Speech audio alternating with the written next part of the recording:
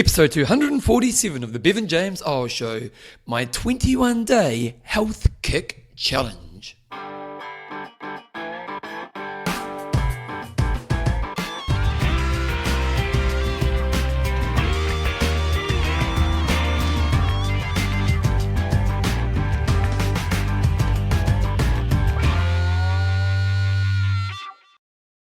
Rightio team, welcome along to episode 247 of the Bevan Eyles Show, your fortnightly podcast on the behaviours that create a lifetime love of exercise so you can get all the benefits that come alongside it. I've got to say, today I'm doing a bit of a different kind of show. I had a guest kind of lined up, but we couldn't get the dates worked before today, so we're going to get that person on the next episode. But more importantly, I got asked to do a presentation for a business recently, and I do a lot of public speaking, and I enjoy public speaking, but you can have power of public speaking actually, because recently, sometimes I wonder with public speaking how much you actually create change, because you kind of go in, you spend an hour kind of just presenting to people. You might get them to do some interaction, you might even get them to do a bit of book work, but then you kind of leave them.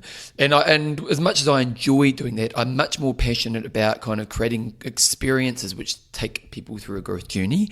If you think of my running business, we take people from doing nothing, going through this kind of 8-week experience where they see change and change belief in their life. And I think it's a much more effective way to create change.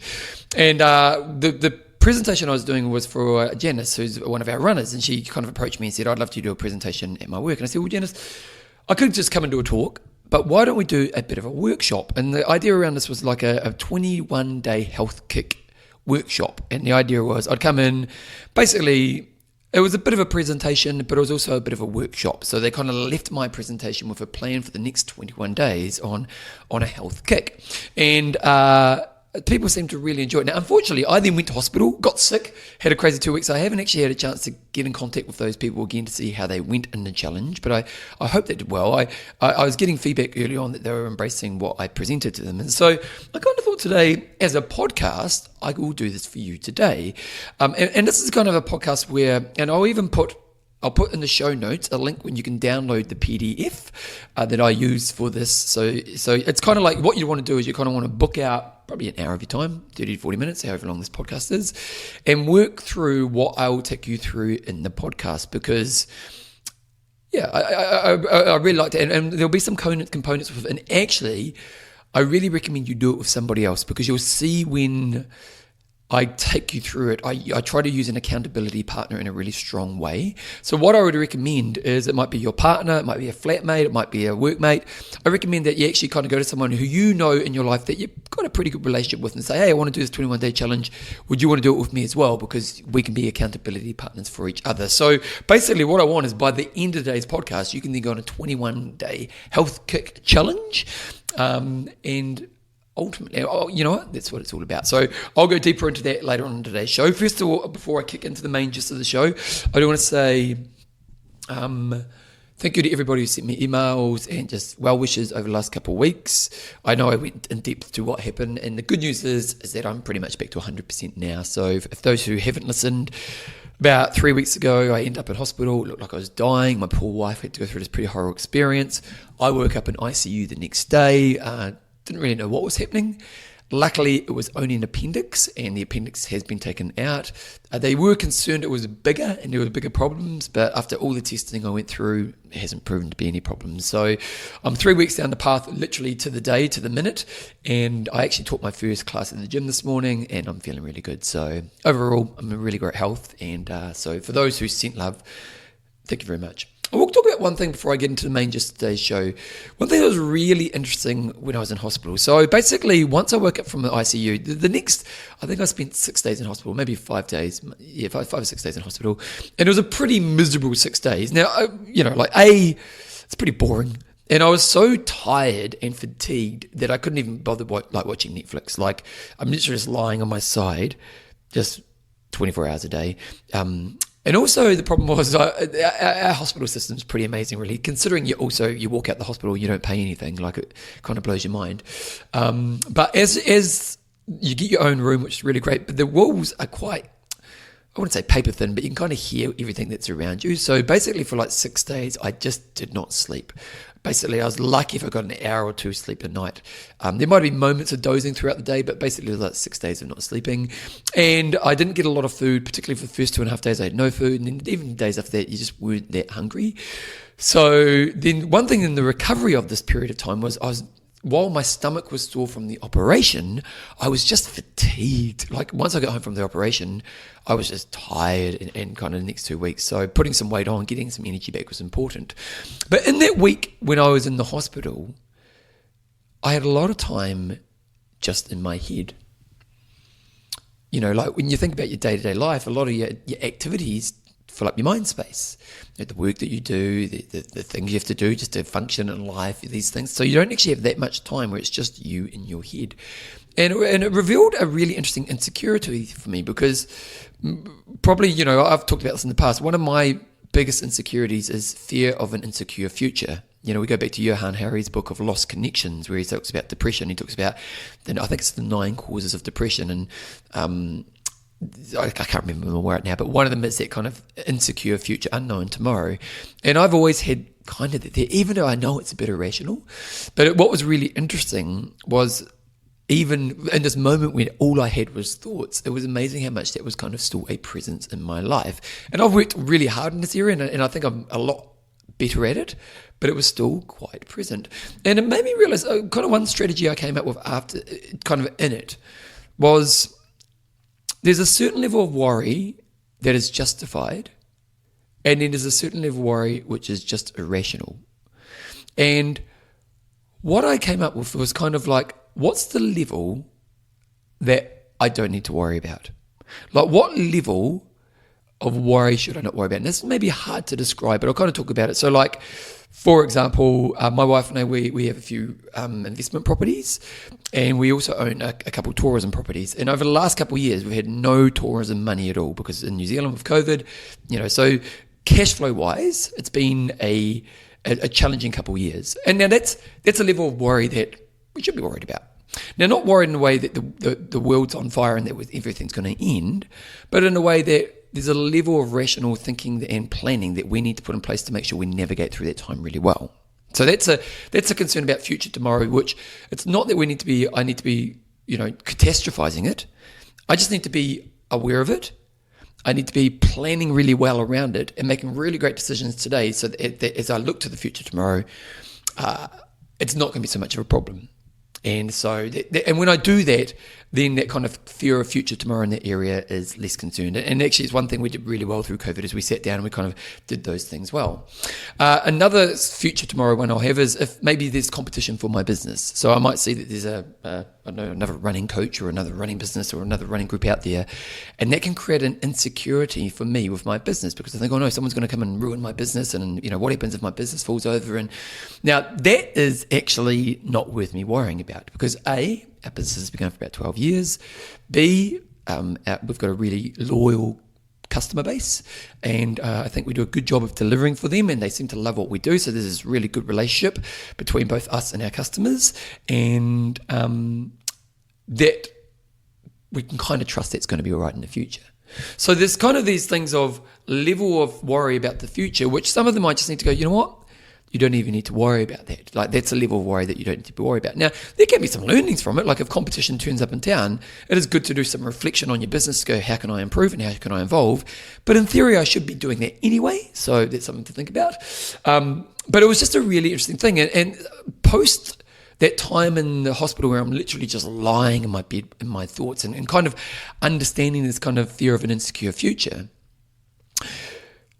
this kind of idea of what level of things do I not need to worry about, it's almost helped me dissolve or at least lessen a lot that kind of insecurity in this area. So when, for example, I might see some other running business, you know, some threat that maybe previously triggered me more than what it should have, now I just go, well, I actually don't need to worry about that level. And for some reason, that's just working for me. Now, also when the levels which are more, you know, real, like the, you know, management of cash flow through a tough period, that was, you know, that is, then I just go to irrational actions. And I think in the last 2 or 3 weeks, I've managed that side of myself a whole lot better. And it's just an interesting thing to share because so ultimately, how do I want for you to think about this? Well, if you've got areas of your life where you know there's an owning of your mind space because of an insecurity in that area, is there a way that you can, like I have, give yourself the ability to kind of almost set some levels that you don't need to worry about? So, for example, I don't need to worry about someone trying to start a running group. Really, I don't. I can keep improving my business, but fundamentally, I don't need to worry about that. I need to make good decisions around cash flow for the properties that we own. So, that's something that I need to think about. So, for you, what's the level of things that you don't need to worry about that maybe you are, that are still consuming that mind space?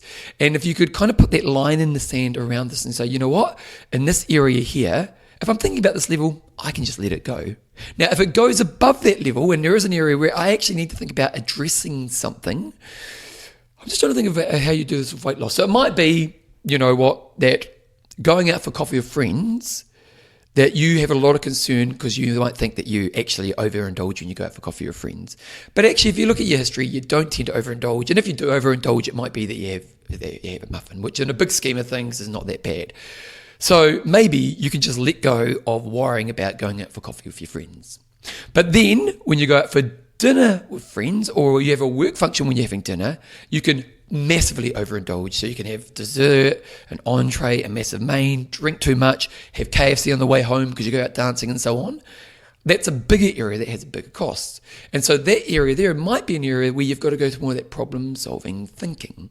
So I'm not sure if that's the best analogy, but that's what I've kind of taken away from this moment, is that I identified an area which was still consuming me too much and wasn't healthy. I identified the kind of levels that I should be thinking about and addressing, and the levels that actually I don't need to think about. And also, once I've had that in place and thought, or that kind of thinking in place, then when I see the lower levels come along, I go, you know what, you don't need to worry about that, put your energy over here.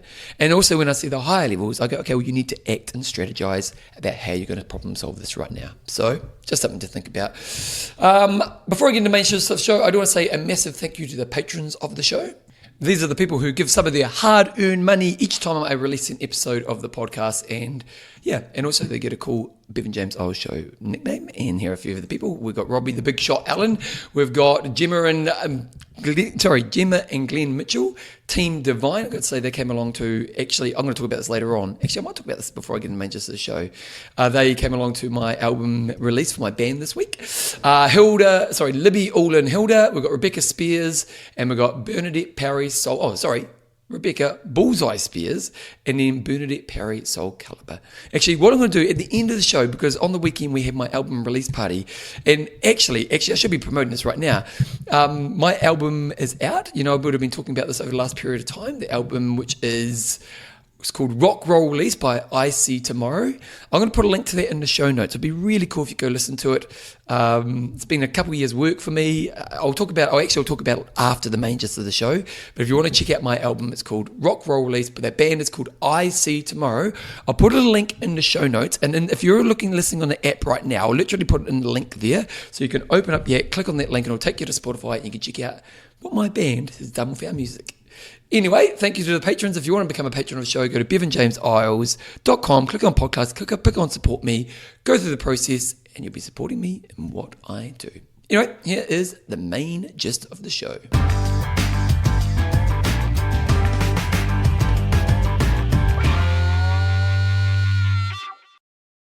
So as I was saying earlier, this lovely lady Janice, who's one of our runners, asked me to approach doing a presentation, and I thought to myself, I don't want to necessarily just make it a talk. I want to kind of make it into a kind of a workshop kind of experience, and that's what I want to do with you right now.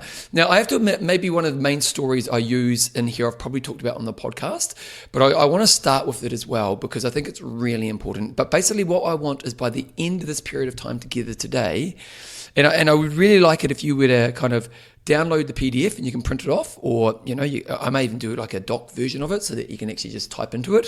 Download it and work through this. And the whole idea is that you'll have a 21-day challenge by the end of listening to today's podcast, which is really about you putting your health kick in place.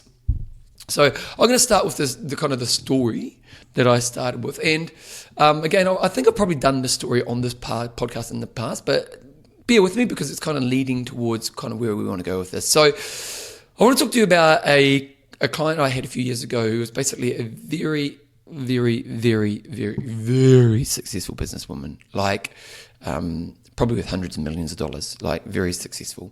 And when she came to me, she'd obviously heard about the work that I'd done around health and fitness, and she knew deep down that she wasn't looking after her health and fitness. Now, this person was obviously a very successful person in many areas of her life, but she was lacking in this one area of her life. And so we basically did a few sessions together. And one thing I often do when I'm working one-on-one with someone is we try to identify what's causing the problem. Like, for example, why are you unhealthy? It's a really good question to ask. Then what we try to do is we try to establish some strategies to help you be better at dealing with your life, So, for example, and that might even be a question you want to ask yourself. Like, if you are really motivated to do my 21-day health kick challenge, I just wrote that down before. My health kick challenge. If you're really motivated to do that, it probably means that you're a bit dissatisfied with where your health is right now. Now, I don't have this in my questions that you have in the worksheet, but maybe it's a good question to ask yourself is why am I where I am right now? Now, for my client at the time, it was kind of obvious. She had an extremely busy career. She was doing massive hours, massive volume, important work, and also a very high achiever in this area. So when we started working together, it was kind of the why was kind of obvious. So one thing I'm a big believer in, it's that kind of concept of a healthy high performer, which I would have talked about on the show in the past. And a healthy high performer basically says, if you put your health first, you'll function higher in all areas of your life after that fact. So for example, if you put your health first, you'll do better at your job. If you put your health first, you'll be better for your family. If you put your health first, you'll feel better about yourself. So what we did is with this lady, we basically established, maybe 4 or 5 behaviors that were behaviors that A, were realistic for her, B, we knew could fit into her life, and C, that we knew she could do. And I think one thing that's really important in this component of it is that we're not trying to bring new behaviors in place. So for example, what a lot of people try to do when they're trying to do like a health kick is they'll try to start meditating. Now, don't get me wrong, I love meditation. It's something I've done for a long time in my life. But it's a new skill that a lot of people struggle to bring into their life. So when we're trying to do this challenge, we're not necessarily trying to find new things. We're almost trying to find the easy wins that you could do. And that's what we did with this lady.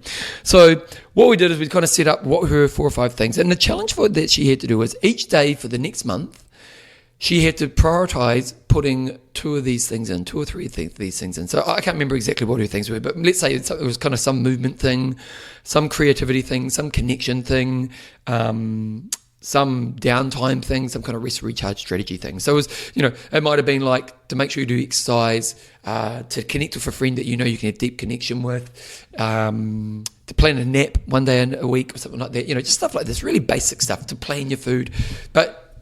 But first of all, we had to identify those things. And then her job was to prioritize putting 2 or 3 of those things in each day. So it didn't have to be the same thing each day. She just had to apply them each day. So we discovered what her things were. We put the plan in place. And then we were catching up a month later. Now, normally I catch up a bit more often, but she couldn't do it. So we basically, 4 weeks later, we caught up. And when we get on the call after her month into this journey, the first thing she says to me is, Bevan, you're not going to believe it, but in the last month, my business has had the equivalence of 12 months of sales in a 4-week period. Like, this has never happened before. It's absolutely ridiculous. It's been absolutely crazy. Now, as she's telling me this, what do you think I'm thinking inside my head? I'm thinking inside my head she's going to have an excuse. She's got an excuse. What she's about to tell me is that I haven't done the challenge. And as a coach, sometimes what you're going to say to people is you're going to say, do you know what? You need to pull your socks up. Because sometimes people, they say they want accountability and then they drop the ball at a pretty low level. Like, you might design them a really easy exercise program And they don't even do it. And you kind of, sometimes you've got to pull out that accountability card and say, well, actually, we need to address why you're not doing this, because we sit at a level that could work for you. There's obviously some hurdle that we're not getting over top of, and we need to really address that. And then sometimes you've got to go, you know what? Fair enough. It's a bit crazy. Let's get you on track from this moment forward. And in this situation with my client, it was a bit like the second example. Like if you've had 12 months, the equivalent of 12 months of sales in 1 month, you got to be under the pump and you're going to really struggle. And so I was kind of ready to say, you know what, I totally get it. And it was such an outlier that, it wasn't looking like the next month was going to be the same. So in my mind, as I'm thinking she's going to come to me and say that I haven't done it, I'm kind of thinking, well, you know what, this is one of those cases where I'm going to say, fair enough, let's aim to get it done this next month. But she didn't do it. She didn't turn around and say, she turned around and she said, Bev, it's been a crazy month, 12 months of sales in 4 weeks, but I also did my healthy, high-performing tools. And the last month, each day I woke up, and I thought to myself, what are my 2 or 3 things that I'm going to do today? I planned them in place and I did them. And she said, Bevan, it's been a mind-blowing experience. And I remember she said 3 things that really kind of hit home. The first thing she said was, normally in this time, I become a much poorer version of myself. It's like I feel like I'm just keeping my head above the water in my career, in my job, in my business. That, literally the lips are just above the water and everything else is under. And I'm just kind of, flapping my arms and legs as much as possible just to keep my lips above the water because I'm just holding on for dear life to get through this time. But in the last month, which is arguably one of the busiest months I've ever had, I've been focused. I've actually done really good work and I've actually felt like in control in this time. The second thing she said that was really mind-blowing, she said, often this time comes at a massive cost to my health. So often at a time like this, I'm going to put some weight on, I'm going to be massively stressed, I kind of disconnect to the people in my world. So, this time comes with a massive cost after the fact. So after the fact, I then feel crap about myself, feel I've got to lose some weight and so on and so on.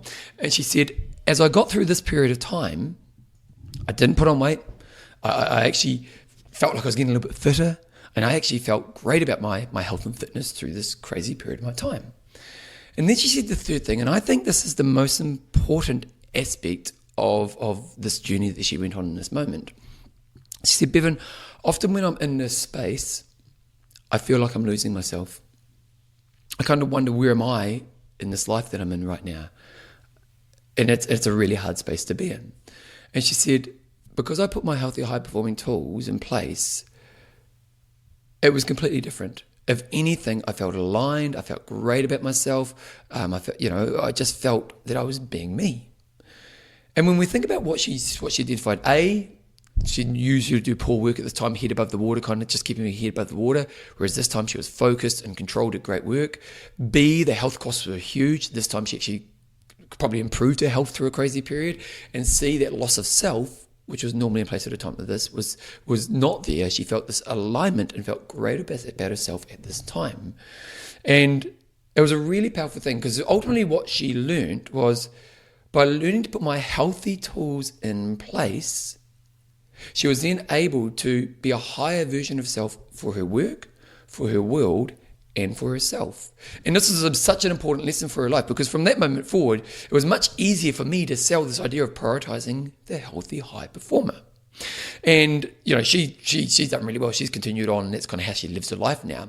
But more importantly, it goes to that question of, and I love this question, and I'm sure I've guaranteed I've asked it on this podcast a million times over the years, but the question is, what's the first thing that gets dropped when your life is busy? And the answer is everything that's good for you. It's often your food planning, it's often your connections with people important to you, it's often your movement, it's your sleep, so on and so on and so on. And then the second question is your life busy? And for the majority of people, we do lead a busy life. Now, some people out there are really great at managing their healthy tools through these times. And if you're that person right now, it's just a high five. Today's probably not going to be the session that you need to do the workbook on. I just say, reinforce, just give you a high five and keep doing what you're doing. But if you're someone who's either in a place right now that you feel you've let go of your health, or when you get to high pressure moments, you pull back from your healthy tools, then this is what we've got to get you to focus on. Because ultimately what we've got to get you to is that place in your life where no matter what the conditions, your healthy tools are in place. And this is what I want to do with today's 21-day health kick challenge, is I want to take you through a process that you can work through. And I seriously, like, download the workbook. And again, if you want to get the most out of this, do it with a friend. Like, seriously, book a coffee or a partner. Just do it with somebody, because I think this works way better based on the way I've designed the challenge, if you can do it with a friend. Okay, so basically what we're aiming to do is, the whole idea of this, the 21-day challenge, is your job is to prioritize 2 to 3 healthy tools each day of your life for 21 days in a row. So you're kind of basically doing what I did with my client.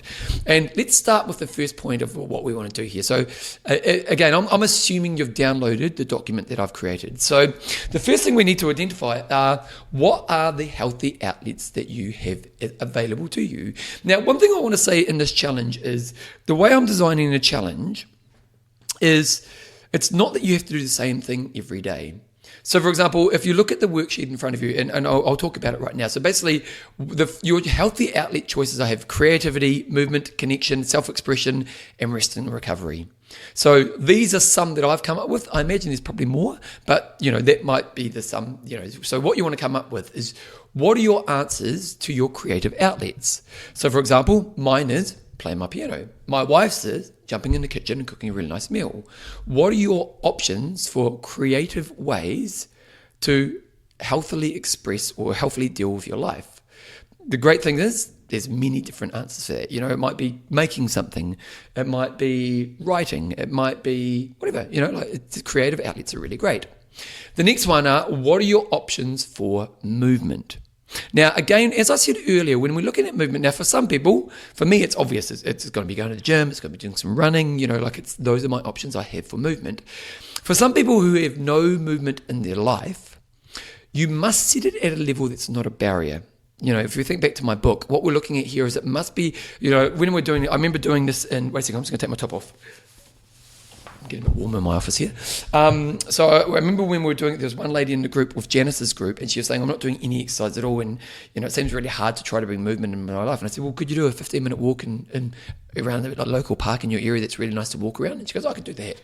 And that's what we're looking at. It's the when with any of these areas, again, we're not trying to introduce areas and be ambitious. We're trying to go for easy wins that make it easy for you to do. So it's really important. If you aren't moving right now, what's the level that you could fit into your life that is realistic?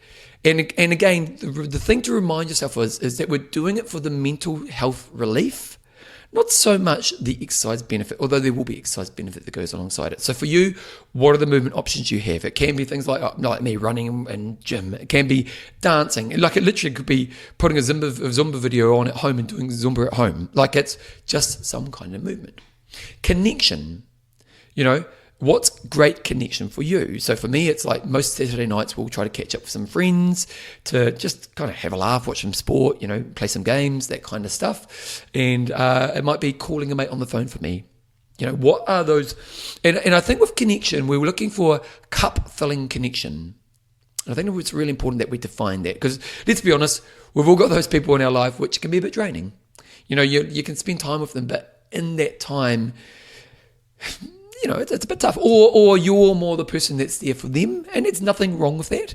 But what we're looking for is that cup-filling connection. So it might be the person who, when you spend time with them, you just have a good laugh together. It might be that you go deep and meaningful with those people. And how would you do that? So, I think of my mother. My mum, when she gets home from work every day, she jumps on the phone and she talks to, she brings 2 or 3 friends that are really important to her, and she kind of connects that way. For you might like to go to a coffee once a week and catch up with mate that way. So you see what I mean there? Self-expression. Now, some people would say to me, self-expression and creativity can be the same thing. And I kind of agree. There is a bit of crossover there.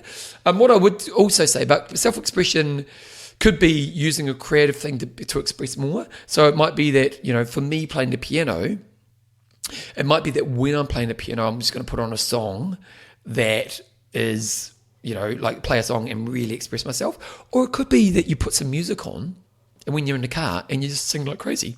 Like those expressive moments where you really let go. And then obviously things like rest and recovery. So ideally what we're looking at is, like obviously for me, meditation is a rest and recovery tool. It might be nana naps for you. It might be having a weekend on a Sunday nap on the weekend. Might be even just planning some time to watch a movie, something like that. So ideally what I want you to do right now is I want you to kind of pause what we're doing here and write down the different options that you have for these areas. Now, if you think of a different area outside of creativity, movement, connection, self-expression, and rest and recovery, by all means, add them in here. So in each of these areas, come up with as many options, again, that's realistic for you. And actually, one thing I'd probably add to here, options that can work within different times of your day. Okay, so like, for example, movement. If you have a 40-minute lunch break, just going for a 15-minute walk at lunchtime is a really good movement way. So doing an hour and a half run, which for some people that is an option, at lunchtime probably is not going to work. So what you could think of as you look at your day, what are the different options that you'll be able to use throughout your day? So ideally, if you're going to kind of go through this process right now, the first thing I want you to do right now is to pause and work through the options that you have in these areas. So I'm going to kind of say pause and then come back. Okay, now, obviously, your goal over the next 21 days is to plan 2 to 3 of these outlets and act upon and prioritize these every day for the 21 days. Now, the great thing about what we've done here is that if you've come up with lots of options, as I said earlier, it's not that you have to do the same thing every day. So if you look at your week, it might be on Monday, you go for a walk at lunchtime. On the way home from work, you ring your best mate who you know you're going to have a laugh with. And at night, late at night, you might, do some writing in a journal. Okay. Then the next day, when you wake up in the morning, you might do some movement. You might have a rest at lunchtime.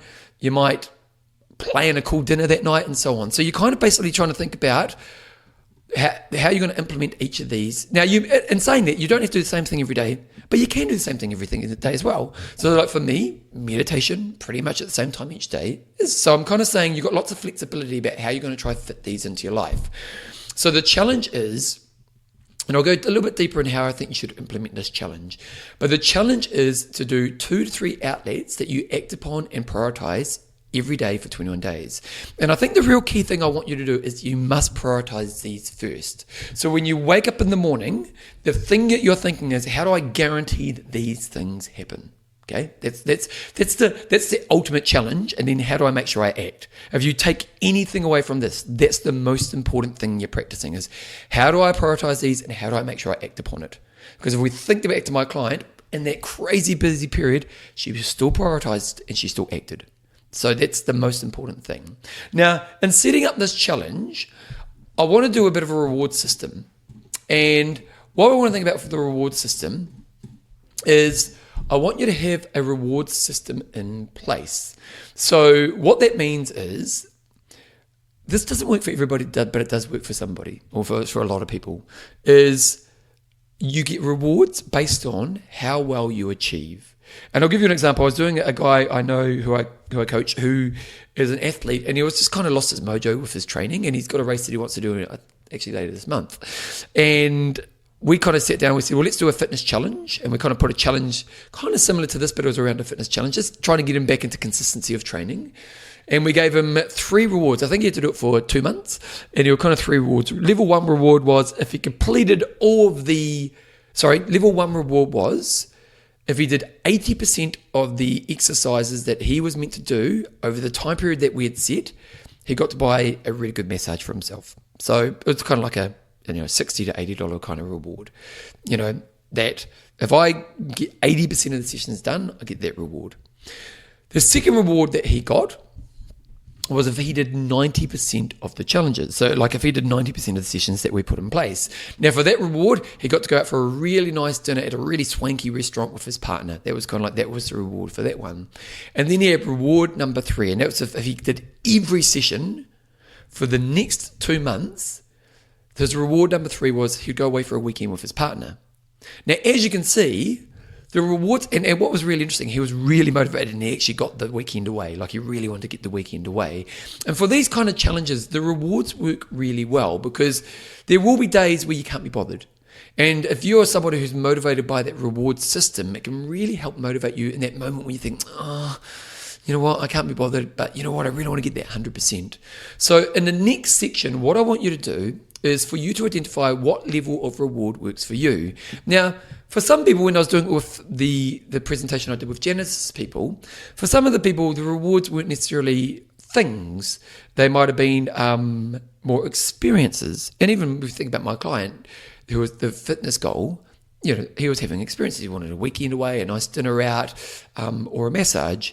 It might be that you want things. It might be that you have a really nice top training top that you want to buy, and if you get 100%, you get to buy that top, and so on and so on.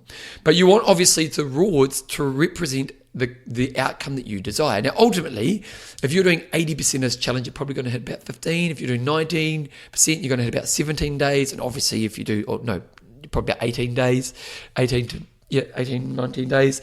And if you're going to get 100%, you're going to get 21 days. So what will your reward be for this in place? So the next thing to do is to pause and then to identify the rewards that you will gain by achieving success in your goal. Okay, so what do we have in place right now? Okay, we have the behaviors that are options for you. We have the mindset that you're trying to practice, which is 21 days of prioritizing and acting upon those tools. We've got a reward system in place. So what are those 3 rewards based on the different levels you're trying to get? The next piece we want to put in the puzzle is an accountability partner. And that's why I've said I really like the idea of you doing this with listening and doing this process with somebody else in your life, because they're going to be really important to you. Because an accountability partner, it's really interesting when you speak to people who think they're failing in a certain area. You hear it a lot. Here's what I hear from a lot of people. Sometimes I'll call people who think about joining my running business, particularly the beginning group, and I hear, I lack motivation and I need accountability. I lack motivation and I need accountability. Now, obviously, what I'm trying to do in this place with this challenge is I'm trying to make it motivating. So A, 21-day challenge is quite exciting. B, I'm trying to put a framework in place which is realistic. C, the things like the rewards, so the 80%, 90%, and that 100%. So I'm trying to put it in a way which is all naturally kind of motivating for you at a level that's realistic for you as well.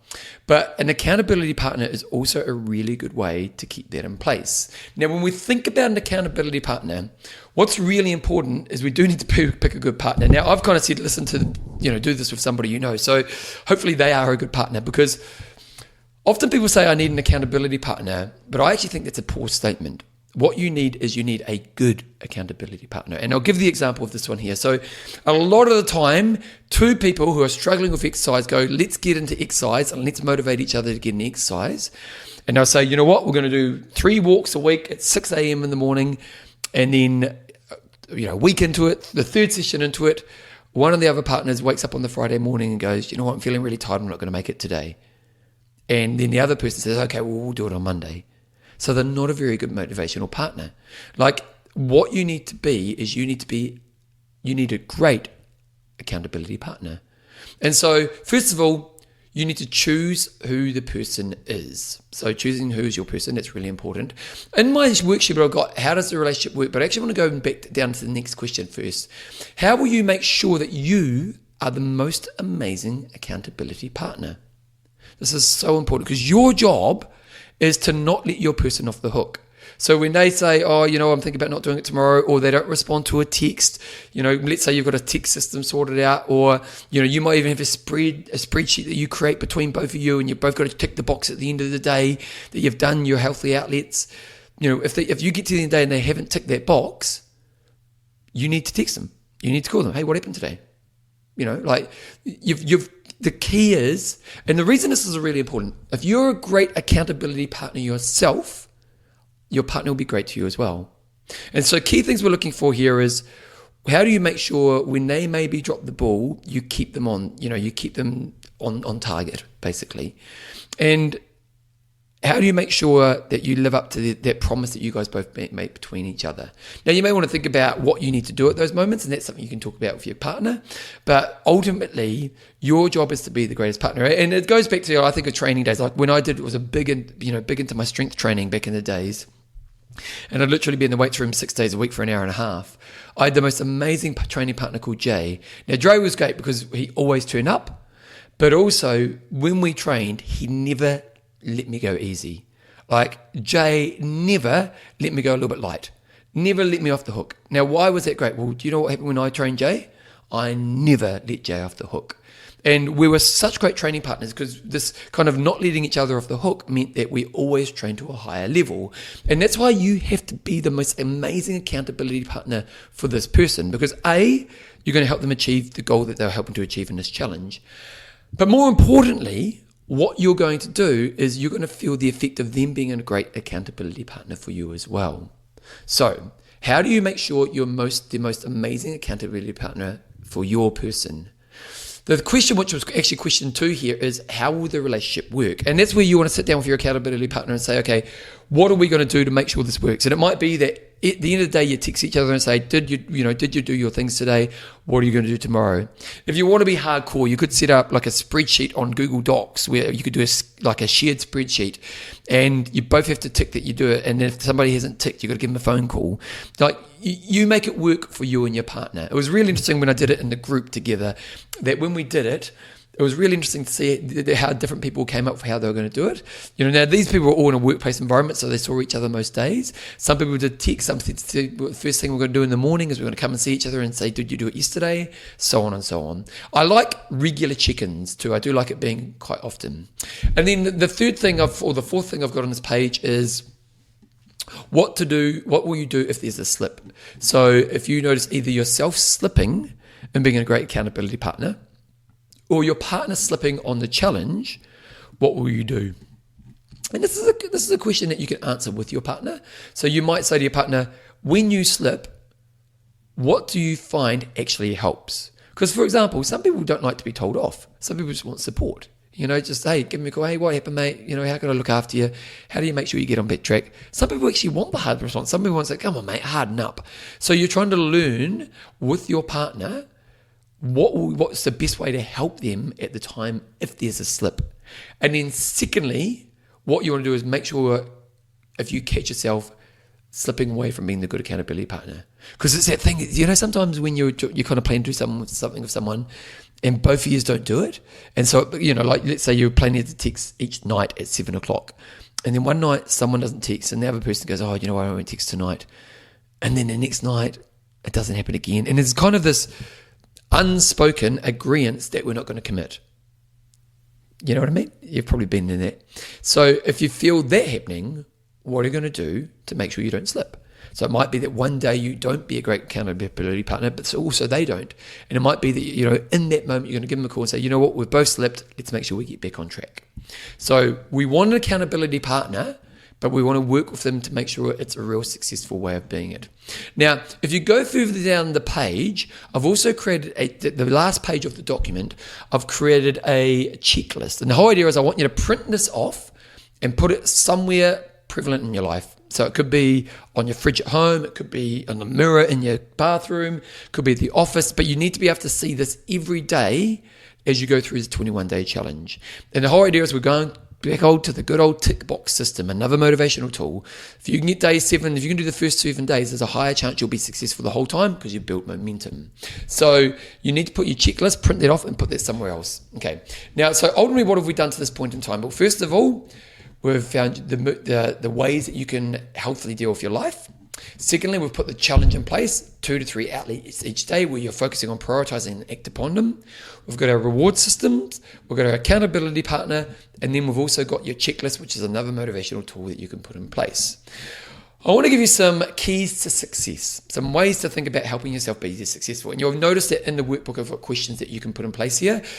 So you can kind of work through these questions. So first of all, number 1, plan time to put these in place. There's a couple of things to think about here. So let's be honest, if you want to be successful in something, great planning is always going to come along the way. Like if you want to lose weight, planning your food is way easier. And people go, yeah, but I'm not a planner and I find it really hard to plan and it takes out the spontaneity in my life and blah, blah, blah, blah, blah. Well, you're going to make it harder to lose weight. If you want to lose weight, planning your food makes it easier.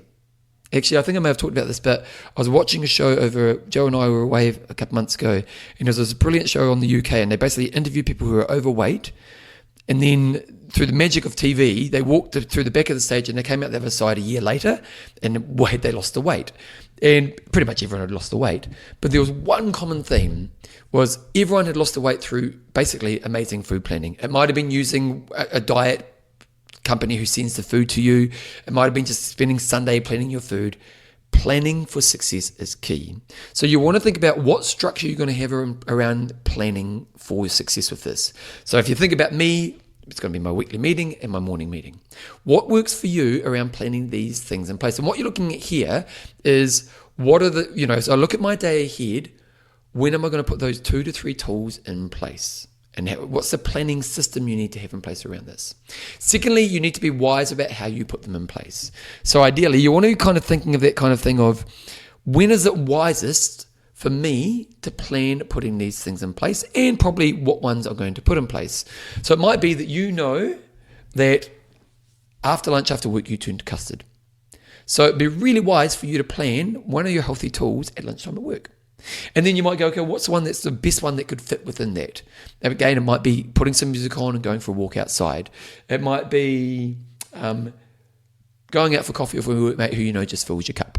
It might be, whatever it is. And then when you get home from work, let's say you've got a busy family and so on and so on. It might be, that you say to your partner, when I get home, I'm going to spend an hour with the family, making sure I give lots of love to everyone. And then I'm going to can I go into the room and just lie down for 15 minutes to get a recharge? And then, so what you're thinking about is, when do you plan them in around your life and wisely putting them in place? The next one is plan up your setup actions. And my philosophy around setup actions is, what's the thing you need to do to make sure you create success? So I might plan to go for a run today, and I might put that down on my my to-do list for the day. But also, it's that kind of getting my watch ready, getting my gear ready, all those setup actions that actually get me out for the run. Lastly, when it comes to key success for planning to put this in, is be realistic. So again, we're not actually looking for you to stretch in any of the areas. We're just going for a realistic level. So let's just use movement as that example. If doing a 30-minute walk is traditionally what you do right now, trying to do an hour run is not realistic. So the next question I have is, to be successful with my planning, I will, and that's what you want to put in place. Now, number 2, and I've already talked about this a little bit, but this is a key, is doing your healthy outlet is your number one priority in that day. And this is the mindset you must fight for and maintain through these 21 days. So, as I said earlier, if you take one thing away from this thing, or this kind of today's talk, is that's the number one thing you must nail, is the prioritization thinking of this. So when you get that moment, when you go, you know what, I can't be bothered doing this today, or I can't be bothered going for a walk, or I can't be bothered to do the planning, that's when you've got to go, oh, okay, this is what I've got to learn. This is the moment I've got to learn to win what I need to win. Because if I can learn to win this moment, then I'm going to do the thing, and I'm going to actually learn the benefit of prioritizing my healthy tools first. So that's what you want to think about there. Just keep that mindset. And it's really important that you're really learning the resistance that you feel towards that. And how do you actually still do the action when you feel that resistance? That's the real challenge of this journey. Number 3 is try to be present when you're doing them. So it's that kind of thing. If you're going to go for a walk in nature, enjoy being in your walk in nature. Don't think about all the things you need to do when you get back. You try to kind of gain the value of doing that thing. Like for me to jump on the piano and just kind of be creative on the piano, it's about kind of escaping my head. It's kind of, that distance thing that we talked about in that book, Chatter. It's that escaping my head to kind of just go somewhere else for a while. So while I'm on the piano and just jamming it out, I need to be 100% present as I'm doing it. Win your effort moments. Effort moments are it's kind of a bit like the setup actions. It's those moments where you feel resistance and it's a bit of effort to do the thing. How do you make sure you win those effort moments? And what are some of the effort moments you may see? Other quick questions to think about are, what barriers could you face? Who is your accountability, and how you check in? I kind of got that question there twice, but I'll take that out. It's not really needed because I did the accountability question section. And lastly, what do you think the benefits of this will be doing, or the benefits of this will be? So what we're looking at here is, what are the benefits of you doing this 21-day challenge? Now, if you're anything like my client I talked about earlier, I think the benefits are going to be huge. I think you're going to find you're a healthier version of yourself. You probably feel more in control. You're probably going to be healthier and fitter. You're going to feel that alignment to self in a really important way. Now, ultimately, what we want you to do is we don't just want this to be a 21-day challenge. We want you to learn prioritizing my health is always the key to my success in my life. But we need you to have this experience, particularly if you're not on that pathway right now. So that's why we want you to do this challenge. Now, while you're doing the challenge, you need to notice the benefits. Now, I haven't actually written this in the document, but you may even just want to add a page which says, what are the benefits I'm experiencing as you kind of do maybe a planning session. So if you do like a weekly meeting like I do, it might be, what are the benefits I'm experiencing as I'm going through this challenge? Because like I said before, if we can have a 21-day challenge where you actually prioritize 2 or 3 of these behaviors each day, and you actually notice that you are more focused, that you are in a better health state, that you feel better about yourself, that your world's getting a better version of yourself, that ultimately you're just in a great place, and you understand these benefits, it's easy to keep you on that pathway after this challenge. So again, to recap, here's how it works. We've got what the challenge, which is 21 days, planning your healthy tools, acting upon and prioritizing these every day. We've got the different outlets that you can choose. We've got your accountability partner in place. And remember, your job is to be the most amazing accountability partner. We've got the checklist you can print off and put in place. And we've also got little tips and tricks that I can give you along the way. Ideally, at the end of this 21 days, you would have experienced what life is like when you prioritize healthy tools first. And if that's the case, ultimately what we want to do is keep them in your life for a consistent period of time moving forward. Because if you consistently do it for a long period of time, what's the long-term benefit? So again, what I'm going to do is in the show notes, I'll put a link, or actually, you probably need to go to my website, bevanjameseyles.com, and go to the show notes within my website to get the PDF.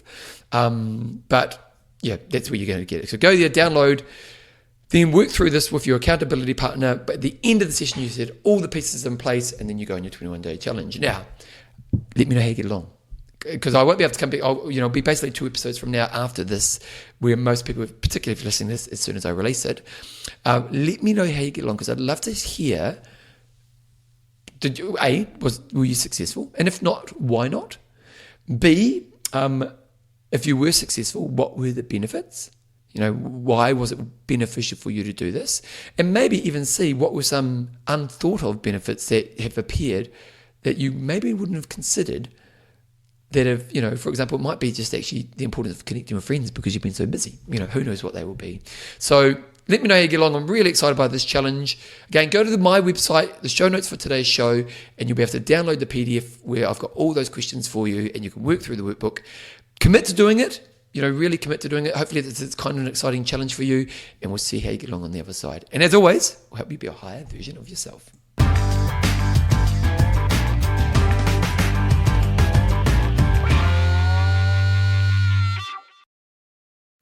Right, Tim, so hopefully you've enjoyed that concept today, and I hope it's something you really want to embrace. People do like challenges, and I like challenges that lead towards a longer term outcome. Sometimes challenges can be kind of a very spur of the moment thing, but ultimately it's getting you to that point where you understand the benefit, and after the fact, then how do you be consistent with it?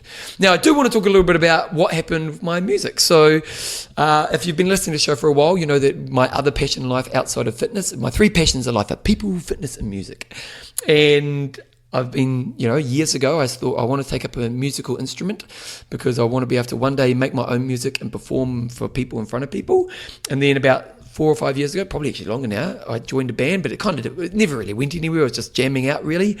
And then when COVID hit, I actually went to Dave, the lead singer and guitarist in the band, and I said, let's actually do this right. Let's not just sit on the sidelines and muck around. Let's actually try to get an album done. And so basically it took 2 years by the time COVID and all the crap around it.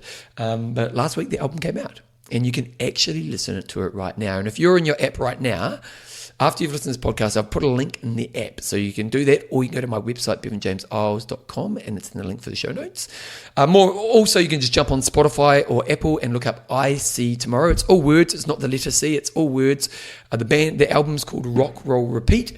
The music is kind of Foo Fighter rock. Kind of Foo Fighter rock is a good way of thinking about it. We're not exactly like Foo Fighters, but it's kind of that level of rock. But last Friday we had our album release party, and I know a few listeners came to the show, and it was a wicked life experience, because you put it out there. A, you don't know if anyone's going to turn up, so you're a bit nervous beforehand. B, people would put the album out about a week earlier, so people did listen. We did have a chance to listen to it, but not a huge amount. So we didn't know how much people were actually going to know the music. And then see, would people actually get into it? Well, man, it was one of the moments of my life, to be honest, because pretty much the place was packed out.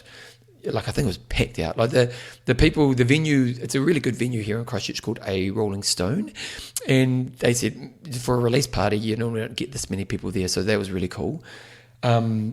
People got into it, man. Like, people partied.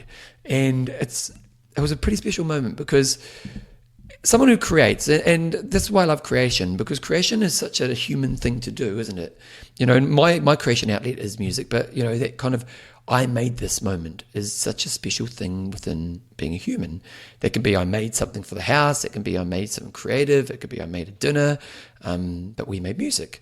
And to be playing something that you created and having, I don't know, maybe a couple hundred people in front of you, like really enjoying it, like dancing like crazy. And like, because I'm kind of in two moments as I'm doing this, because I'm thinking about doing a good job as a musician. I'm thinking about being an entertaining musician on stage. Like, to be honest, as a musician, I'm a much better entertainer than I am as a live performer yet. So my musical playing still needs some sharpening up, because my nerves make me get on top of things a little bit. But it's being able to express myself as an entertainer, it's not something I'm that concerned about. I can quite easily just kind of let myself go. So if you watch my performance, I'm into my performance, and I play good enough, but there's that, I need to focus more on that area there as I move forward. But there's moments I'm kind of thinking about my job, I'm thinking about expressing, and then you look up and you see everyone just kind of rocking out to your music. It was pretty special. It was a really highlight of my life, and fingers crossed we could do more with this album and we could have more of those experiences. But it was just one of those moments where you work hard for something, and there's many rewards. There's getting the finished product, all those types of things. But that was a real reward moment for me as well. So I just wanted to share that with you. Again, if you want to get the album, it's called I See Tomorrow. Rock Roll Repeats on basically the main outlets for music distribution nowadays. What else did I want to say? Actually, one thing I did want to share. So I do still get nervous when I play live. It's getting better. And I tend to be nervous for the first couple of songs, and then once I'm through that, I'm better. But afterwards, I was talking to the guy who produced our album, and he said, you could get beta blockers. And I was like, what's a beta blocker? And he said, well, a lot of musicians will use a beta blocker, and I think it's a beta or beta blocker. And what it does is it's kind of like, it must be some kind of drug that you take which calms you when you're feeling nervous. And he said, you get that, which will really help you just in that first period. And I said, oh, thanks for that. And I kind of didn't make anything of it. But then I was talking about it to Joe the next day, and I said, well, I could use that as an option. But isn't the journey trying to learn how to not be nervous? Like, isn't the journey learning how to actually be able to get on stage from that first moment and not need the beta blocker and still be able to perform the music really well and be an entertainer? And yeah, and sometimes, sometimes we try to cheat our way through a hard moment. And I'm not saying, because he'd never actually used it himself, so it's not that he does that. But it's that moment when we're really, really tired and we think, I'm going to have 20 coffees to get through today, where maybe you're better off to actually stop working and have a nap. We try to cheat ourselves through a moment where we actually should make better decisions. And to me, and I'm not saying I'll never take beta blockers. Maybe I'll never be able to get good at being nervous in this. But for me, in this next moment of time, I should really be trying to address that first. And, again, if the band goes really well and it gets bigger and I can't deal with the nerves, that may be an option I need to use. But the first protocol should be to actually confront and try to work on that. So that's something I wanted to share. Lastly, my book is out. It's called I Will Make You Passionate About Exercise. Been getting some amazing feedback from it. I got a lady called me yesterday and she said, I bought your book from What Calls. I absolutely love it. I've taken so many notes. And so I really, really love what you're doing with the book. So if you want to get my book, it's called I Will Make You Passionate About Exercise. Go to the website passionaboutexercise.com. There's also a course, And the course is a much more detailed experience. So where basically I mentor you through the whole experience. You can check that out. Click on course when you go to the same website, and that way I can take you through your experience as well. Anyway, I've done an hour almost. I don't often do an hour nowadays other than interviews. So hopefully you've enjoyed today's show. Take on the 21-day challenge. Remember, go to the website to get the notes, and let's get you into that. What was it? The 21-day health kick challenge. Anyway, I'll see you in a couple weeks' time. As always, keep being you.